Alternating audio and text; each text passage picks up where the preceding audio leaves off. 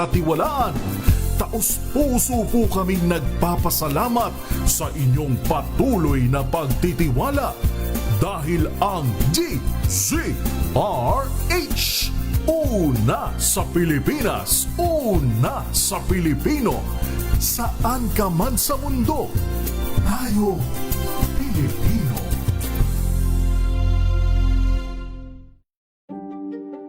Buklatin ang mga pahina. Pakinggan ang boses ng lipunan. Tunghayan ang mga issue mula sa ibang katayuan. Nakakalungkot kasi deserve ba namin ng ganito? Na hindi nila alam kung ano talaga yung kanilang mga karapatan. Yung gobyerno, tinulungan nila yung kanilang magsasaka. Kauna-unahan sa Pilipinas. NBC Manila Broadcasting Company. DZRH, member, kapisanan ng mga broadcaster ng Pilipinas. Oras sa Bishop Buddy Ballesteros, alas 8:13.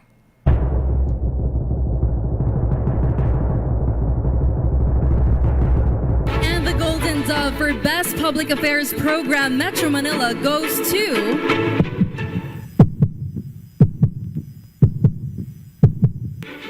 Damdaming Bayan, DZRH. Programang nakikinig, programang inaalam ang masasabi mo, programang magbibigay ng tama at totoo. Para tama ang alam mo, tara, usap tayo para malaman ang Damdaming Bayan. Live sa DZRH Radio, DZRH TV at DZRH Digital. DZRH Damdaming Bayan. Kasama sina Lakay Deo, Makalma at Sister L, Elaine Apit. DZRH Damdaming Bayan. Magandang araw po sa ating mga minamahal na kababayan. Alam niyo po, pagising ko kaninang umaga, nakita ko yung mga headline at ang pinag-uusapan ay yung naaprubahan na fare hike para sa ating mga nagpapasada. Sa aking palagay, dahil nga may problema pa rin tayo dahil sa gera sa Middle East, ay sabi ko siguro hindi ito ang panahon para magtaas ng pamasahe para sa ating mga kababayan. Kaya tinutos ko sa DOTR na suspendihin muna ang fare hike at i-defer muna natin yan, i-postpone muna natin yan dahil nasa gitna ngayon tayo nitong sitwasyon na ito na kailangan patuloy ang ating pag-alalay sa ating mga commuter, sa lahat ng mga ating manggagawa, mga estudyante, lahat ng gumagamit ng ating transport system. Huwag po mag-alala ang ating mga transport workers dahil mamadaliin po namin, dadagdagan po namin ang suporta sa inyo para naman ay hindi kayo masyadong mahirapan. Ang DOTR ay pinutusan ko na sisimula na ang libreng sakay sa buong Pilipinas. At pwede po ninyong gamitin na muna yan para pangbawas gastos sa pang-araw-araw. At sa MRT at sa LRT ay magdidiskwento po tayo doon sa pamasahe. Bukod pa doon, sa mga toll road ay meron din tayong inutos na diskwento para mas maliit na ngayon ang bayad ng taong bayan sa paggamit ng mga toll road. Kahit na may malaking gulo na nangyayari, ay ang aming nga rin ay basta't kaunti lang ang mararamdaman o sana man kung kaya namin gawin, sana walang mararamdaman ng ating taong bayan sa kanilang araw-araw na pagtrabaho, sa ating mga estudyante na araw-araw pumapasok. Alalahanin niyo po ninyo na ang inyong pamahalaan ay laging nandito. Lagi kaming nag-iisip ng panibagong paraan upang matiyak na ang inyong pamumuhay ay normal, maayos at ligtas. Maraming salamat po. Magandang araw po. Damdaming Bayan.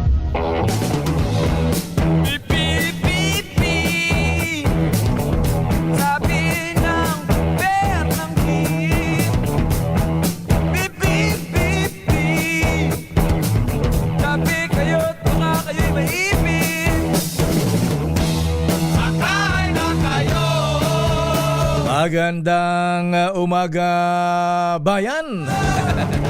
Ay, kabayan ko, kabayan na ulit, kumusta ka na, ha? Get well soon. Magandang umaga, Pilipinas. Good morning, Malacanang. Good morning, Mr. President. Abay, piso lang ang apoy, pinatigil mo pa, ayan. Pero ang sabi naman ng Pangulong Marcos, abay, magdadagdag daw po na ayuda, ha? Sa transport sector at magpapadala ng maraming sasakyan para sa libreng sakay dito sa Metro Manila. Ayan. Kaya lang apo, paano yung mga taga-probinsya? Ayan, may mga libreng sakay din kaya? Abay, dapat kausapin din si, huwag lang si DOTR Secretary Bani Lopez, ha? Abay, Secretary John Vic, ha? Ng DILG, ha? Abay, dapat yung mga ganitong order ng Presidente ay umabot din sa mga LGUs. Mayor Francis Zamora, ha? Ayan. Dapat yung mga LGUs ay tumulong din para baka meron ding libreng sakay para naman sa ating mga kababayan. Ayan, nangangayayat ang Presidente sa dami ng problema ng bayan, ano, ha? Palok magkabasita po. Ayan, oy, good morning sa mga business tycoon, yung mga kingmakers, ha? Dito talaga si Comelec Chairman Boy George Garcia, ha? Ayan, tinatakot naman ang mga donors sa mga kandidato, ha? Yung kasing kaso ni Senator Marcoleta inabsuelto sa hindi pag-dideclare ng ilang milyon. Laki pala yun, ha? 75 million? May nagdo-donate ng ganon? Sa bagay, sabi nung bubit natin, walang maliit yan, lakay, ha? Yan, na pagkatapos malungkot ang kakasuhan, yung pang nagbigay ng donasyon, campaign fund. Dalian nyo, hindi. Ang tanong dito, Chairman George Garcia, ayan. Yan ay yung mga sumuporta lamang kay Senator Kabise Marcoleta. Ayan. Abay, paano yung mga business tycoon, mga kuyang, mga ating, ha? Na nakalagay sa Forbes magazine ng mga pangalan na nag-donate ng bilyones, hindi lamang po milyones, mahabigan, bilyones, ha? Maniwala ba kayo, ha? Na yung ilan nating mga business tycoon may mga iba dyan kingmakers kung tawagin.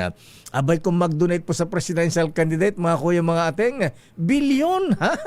May umabot ng 1 bilyon. Ayan, ganyan po sila tumaya. Ayan, sa palagay mo kaya, Chairman George Garcia, sila ay sila ba ay kilala naman natin yung mga business tycoon na kung tumaya sa mga presidential candidates, di ba? Bilyones ang kanilang idinodonate dyan, ibinibigay dyan. Yan ba ay inire-report sa Comelec? Daming bayan. Kaya ba natin silang imbestigahan? Kaya ba natin silang pag-reportin sa Comelec? Daming bayan. Talaga naman, ha? Ayan, abay, sa bagay, magandang rason sa mga negosyante ngayon, lalo yung mga kasi, sa mga hindi po nakakaalam, maraming pagka-election po mahabig yung mga kandidato. Ayan, may mga nakita tayong ganyan, sumusulat kay, kay negosyante, kay businessman, ayan, para sa mga kung sino yung mga negosyo dun sa kanilang lugar, susulat dun sa kumpanya, mga ganun po, mga ibigan. Yan po ang reality, ha? Ayan, kaya lang pwede maging rason yan, kaya lang yung mga business tayo, yung mga may business interest po, mga kuya, talagang ha? Hindi mo naman sila kailangang hingan ng campaign fund. Abay, pag kami mga malalaking business interest ang mga ito, lalo na nakita malakas yung isang kandidato, aboy, sila na ang nagkukusa, ha? Namimigay ng mga nagdo-donate, ha? Ayan, nagbibigyan ng campaign fund. Daming bayan. Walang resibo yan, ha? Patago pa yan. Ayan, kaya lang siyempre, alam nyo na kung anong nangyayari. Daming bayan. Ay, nako talaga. Ano ba schedule ng Pangulong Marcos ngayon, Miss Lat? Ngayong araw ng Huwebes? Simbang Saint Jude, ha? Ayan, abay, sino din may mga... alam naman na natin kung sino yung mga... Ilan lang naman yan yung mga nag-donate na bilyones, daang milyon, ayan, sa mga presidential candidates lalo pagka malakas. Ayan, hindi lamang pati mga sa senador din, mga ilang congressmen, ha? Kaya po, kaya yung iba dyan kaya magpatawag na ng mga senador at congressmen. Siyempre, mag-donate ba naman ng daang milyon, bilyones, ha? Isang tawag lang kay Sen, kay Kong, mabilis pa sa alas 4 yan. Daming bayan. Samantala, good morning, Senator Risa Hontiveros. Sino ba si Elvis Chan? Ayan. Elvis Chan, alam kong Elvis yung singer, ha? Yung magaling na rock and roll. Magaling sa rock and roll. Moso si Roland Paulino, ha? Let's rock and roll. Abay, ito po mabigyan ni dapat maimbestigahan. Ayan. Sa bagay, magre-recess na di tayo mag-imbestiga rito, ha? Dahil controversial po itong si Elvis Chan sa gaming ngayon, mga kuyang, ha? Abay, ito daw pong Elvis Chan fugitive, wanted sa China. Ayan, nagpunta tumakas dito sa Pilipinas. Ayan, abay, nabigyan ng refugee status, ha? At hindi lang yan, ayan, dahil sa lakas ng kanyang impluensya at galing, medyo bata pa ito, ha? Parang style pogo ito, parang style Mayor Alice Go o kuyang Alex Go, ha? Abay, nasa gambling din po ito, mga habigan. Ang galing-galing naman ito, parang pogo, ha? Parang binagong pogo, ha? Bilyones na ang kinikita nito, ha? At ito ay alaga ng isang cabinet secretary. Aba, ikaw ba nang mag-alaga ng magaling gumawa ng pera, ha? Ayan, bilyones. At hindi lang yan. Abay, kasosyo ba ng isang business tycoon? Daming bayan. Babalikan natin, mga bigan. Alamin muna tayo ng latest mula sa Malacanang. Nasaan ba ang Pangulong Marcos ngayon? Saan ba siya mamamalengke? Ayan. Abay, Mr. President, huwag lamang sa palengke. Ayan. Sa Agora, punta mo rin na po sa Divisoria kaya, Mr. President, ha? Secretary Dave, o kaya sa Talipapa, ayan, para malaman natin kung ano ang presyo ng bilihan ng pinupuntahan ng masa, ayan, yung mga Talipapa at siguro mga grocery stores, ha? Mamaya malaman natin sa grupo ng mga Grocery Owners Association, kasi ang sabi po ni Secretary Maria Cristina Beauty Roque. Bumabata ng Secretary Maria Cristina. Ayan. Parang nene lang kahapon kasama ni Presidente Marcos at Mayor Francis Agora sa San Juan. Abay, ang sabi po, mga misis, obserbahan nyo mga ating, dapat daw po yung mga pangunahing bilihin, yung mga dilata ay dapat daw po ay hindi po tataas ng 2 buwan. Ayan, obserban nyo nga, ha? Kung magkano na ang noodles ngayon, yung sardinas, ayan, yung paborito nating 555 mega sardines dyan, sana po ay hindi tumaas ng malaki. Daming bayan. Sasalubong ang presidente, ayan, sasalubong ngayon ang Pangulong Marcos sa ating mga OFWs galing naman sa United Arab Emirates. Oh, wow. Kailangan ni baka yung iba dyan hindi na nabigyan ng sweldo, ha? Ayan, hindi na nabigyan na overtime ng kanilang mga amo, ha? Abay, dapat bigyan mo ng pakimkim, ha? Ang ating mga OFWs at tiyakin na meron silang hanap buhay, trabaho pagbalik sa Pilipinas. Aris number 14, Let Narciso, please come in. Miss Let. Lakay sa sabak sa 5 magkakasunod na mga aktibidad si Pangulong Ferdinand Marcos Jr. ngayong araw ng Huwebes. Unang magtutungo ang Pangulo sa lalawigan ng Bataan para mag-inspeksyon ng prefabricated classrooms, mag-turnover ng learning resources at paglulunsad ng DepEd Nakap at Kalina. Mula Bataan ay babalik si Pangulong Marcos sa Maynila para pangunahan ang 129th Philippine Army Founding Anniversary sa Fort Bonifacio, Taguig. Ikatlong aktibidad ng Presidente ang pagpapanumpa sa mga bagong miyembro ng Partido Liberal ng Pilipinas na gagawin sa Malacanang. Lalabas siyang muli ng palasyo para magtungo sa Villamor Air Base para salubungin ang mga OFW na umuwi mula sa United Arab Emirates. Pagbalik sa Malacanang, tatanggapin ni PBBM ang bisita na Prime Minister ng Bhutan. Lakay? Akala ko yung mga OFW sasalubungin din ng presidente sa Malacanang. Presidente sa ng Air Base pa lang, Lakay, sa pagdating mamaya. Villamor. Anong oras sila sasalubong? Inaasahan, Lakay, pasado 2:00 mamayang hapon. Mamayang hapon. Abay, dapat sina Secretary Gatchalian, ayan, Secretary Hans Kakdak ng OWA, DMW. Abay, ready na ba yung pasalubong? Ayan, at ang presidente, ano bang ibibigay na pasalubong sa ating mga OFWs? At yung trabaho, yan ang problema nila ngayon. May mga programa ang DMW para sa mga OFW. Yan ay pangkabuhayan na kayo. Iba-iba yung mga programa. Depende sa kanilang pangangailangan.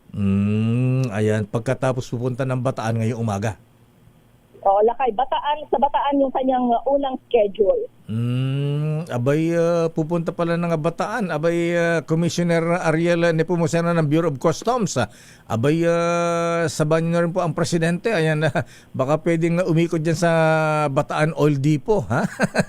Baka may mga yung mga stocks dyan, baka itinatago lang dyan, ilabas na. At pwede ba? Ha? Yung mga binili ng mura, huwag naman masyadong taasan ng tubo. Grabe naman, doble, 100%.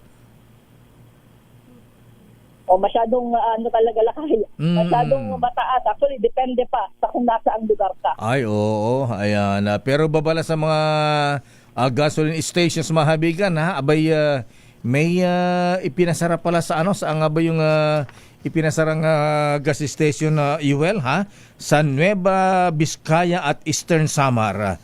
Dalawang gasolinahan po ang ipinasara dahil sa overpricing. Dito sa Metro Manila, ang dami-dami. Sana mag-sample din dito, di ba? Kaya maigila kayo na may nag-iikot mula sa DOE na nagmo-monitor talaga ng presyo. Yan ang kulang sa Department of Energy. Ayan, Secretary Sharon Nagarin. Pwede ba meron naman, Lakay, kaya lang hinihingi rin nila yung tulong ng publiko kasi ang sabi nga nila, masyadong marami din yung mga gasolinahan sa buong bansa. Kailan pa bang tulong ng publiko? Kung talagang gusto nila, magpakarga sila doon. Nakita naman yung signages nila kung magkano yung presyo ng diesel ngayon, ng gasolina. Dapat doon pa lang maging batayan na. Siguro alamin nila kung ano ang tamang dapat na presyuhan. Ayan. Yung iba ang unang Lakay kapag ganyan ay show cause order muna. Pinagpapaliwanag kung bakit hindi sila dapat parusahan sa sobrang taas ng kanilang presyo. Dami namamatay sa show cause order. Show cause order. Mariresolve next year. Ay, nako. Anyway, sige. So, yan ang schedule ng... Teka muna, ba't namamahit ang presidente? Ayan. Hindi ba maganang kumain ng presidente? Baka kulang pa ng pagkain ng gulay-gulay, saluyot, ha? Kabatiti, utong. Ayan, karabasa. Ayan. Baka iniisip pa kayo, dami natin problema ngayon. Ay, sa bagay. Problema ng bansa na kailangang tugunan. Kahit araw-araw siguro magkakain ng steak ang presidente, sa dami ng problema ngayon. Mangangayayat ka. Yung padre di pamilya, mga jeepney drivers na nga lang, bus drivers, angkas drivers, ayan, nangangayayat na sa problema, presidente pa kaya na ang daming problema ng bayan. Kasi ang mahirap sa kanyang posisyon, kailangan mong balansehin yung hinaing ng mga ordinaryong mamamayan at ito rin mga tsuper. Kaya ayan, nakita na natin na inaprubahan yung petition para sa fare increase pero binawi rin. So aabangan natin kung ano ang mga susunod na mangyayari dahil nagkilos protesta naman ngayon, Lakay. So yan yung ilan lamang sa mga problema. Okay nga Rod, maraming salamat Miss Let. Good morning, balik sa Lakay. Damdamin Bayan. Leta Narciso mula sa Malacanang, samantala, nako, ito ng problema ha. Chairman, si bang chairman ngayon ng MMDA? Si ano pa rin ba? Si Don Artes pa rin ba? Kuyang Don Artes ha? Ayan. O si General Colastore na. Ayan. Don Artes pa rin. Ang general manager ay si General Nicolas Torre III. Ayun. Sandali lamang. Abay, may report si Edniel Parosa, ang MMDA. Ha? Abay, Mayor Francis, ayaw para mag-dispatcha ng libreng sakay para hindi makakompetensya ang mga piniling mamamasada. Nge. Ano pa ang purpose ng order ng ating presidente na yung nga pinigil yung taas sa pamasahe, piso lang yan. Pagkatapos ayaw pang palabasin yung mga sasakyan ng MMDA para sa libreng sakay. Abay, anong sasakyan na ating mga kababayan, ha? Lalo't may welga pa ang mga jeepney drivers. Damdamin Bayan. Alamin natin ang report mula kay Aris number 52, Edniel Parosa. Edniel, bakit? Lakay, wala pang stranded na mananakay dito sa Metro Manila. Batay sa monitoring ng MMDA Metro Base, kasabay ng pag-arangkada ng transport strike ng grupong Piston. Yan ang dahilan kung bakit, sabi ng MMDA, hindi pa nila nakikita ang rason na pangangailangan sa pag-deploy ng libreng sakay ngayong umaga. Gayon din, ayaw raw kompetensya ng MMDA yung mga jeepney drivers na mas piniling mamasada kaysa sumali sa rally. Sa maikling pahayag na inilabas ng ahensya pag-arangkada ng strike ngayong alas 6, sinabi nitong handa silang mag-dispatcha ng libreng sakay pero hahayaan muna nila yung mga tsuper na pinili umanong maghanap buhay at pagserbisyo sa mga commuter.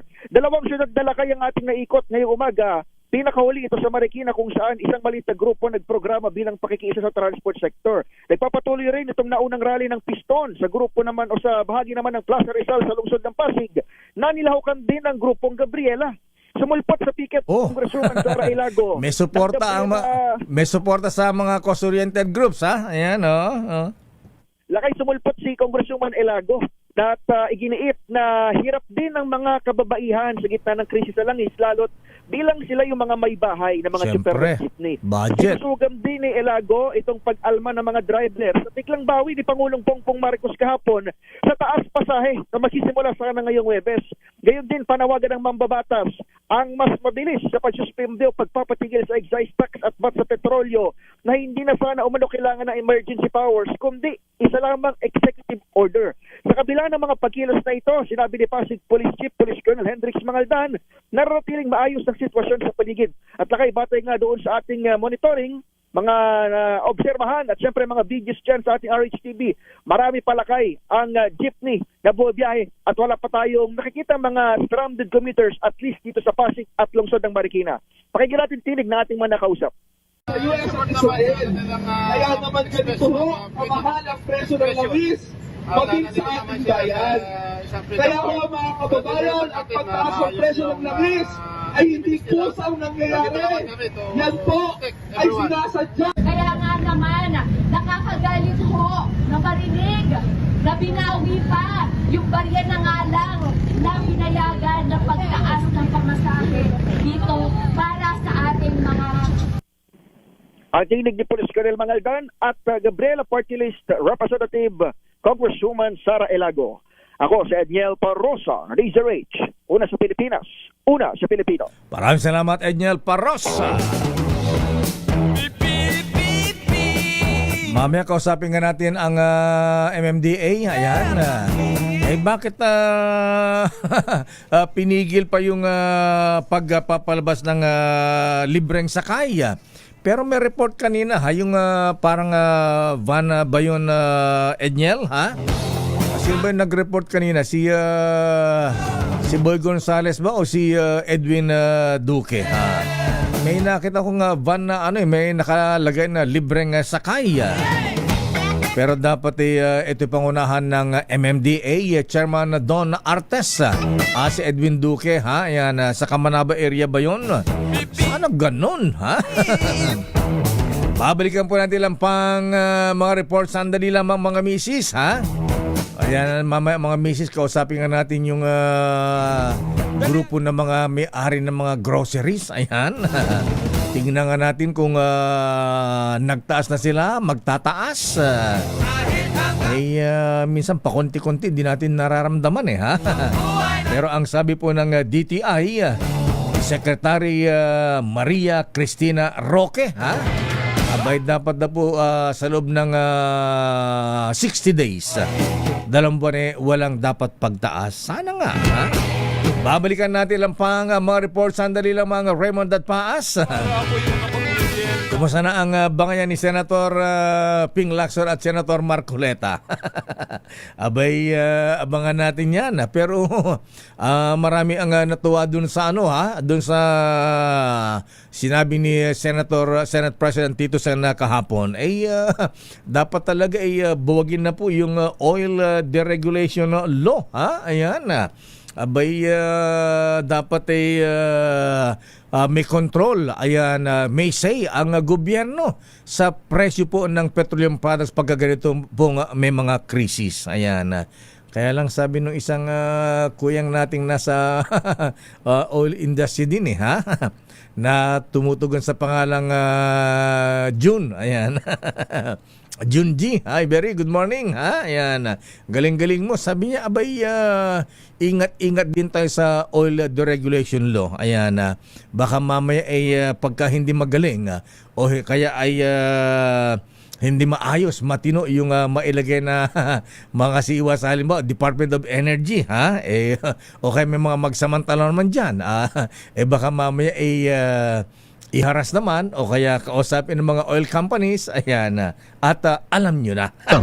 Daming bayan. Pagka nagkaroon ng something that cannot be denied, ayan, baka mamaya mabaliwala din yung layunin ng oil deregulation law. Di bantayan natin.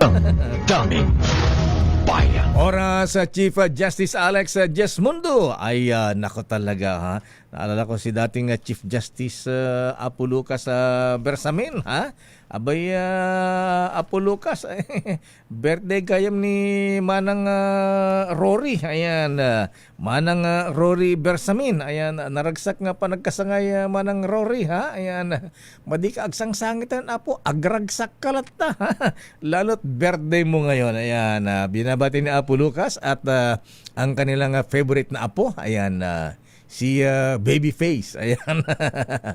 Adrian Bersamin. Oras Justice Samga Erlan. Aba, Colonel Alex Sembrano.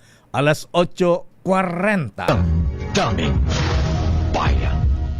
Ang oras na yan ay